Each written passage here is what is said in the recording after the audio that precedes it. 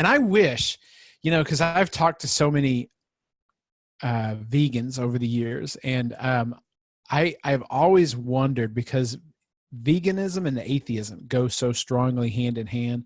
I wonder if vegans really have ever really come to grips with the fact that their movement had a religious foundation and was really brought together to further a religious idea. Have you ever talked with a vegan about that?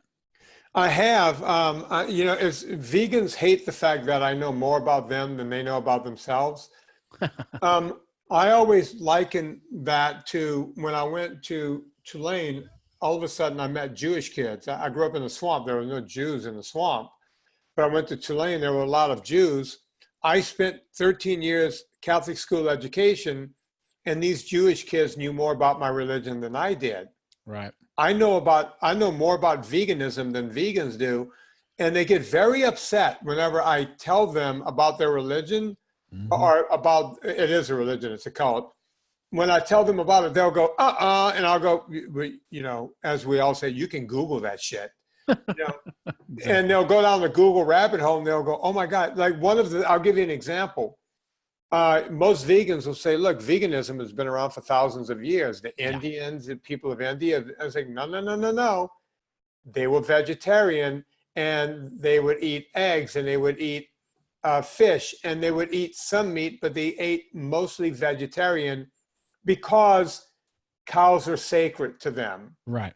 So even though they call themselves vegetarian, they would eat other animals, and they would eat eggs, and they would drink milk and cheese and everything else. So even their vegetarianism wasn't really vegetarianism, but it's a long day to explain that right to a vegan. And then I'll say, vegan's only been around for a couple of years, and they'll go, no way. And I'll say, oh yeah, it's the Seventh-day Adventist. And they'll go, that's a lie. And I go, well, I'm not making that up. You can easily Google it. Mm-hmm. Many religions will knock off, or will eliminate one particular animal, whether it be the Jews with pigs, or with Hinduism with beef. But none of them, except for veganism, cuts them all out. And I think that's because, at some point, religion has to be at least somewhat concerned with human flourishing. I mean, that's why we invented religion, right? Is to help humans flourish. And for whatever reason, veganism does not hold itself to that standard. It does not care about human flourishing.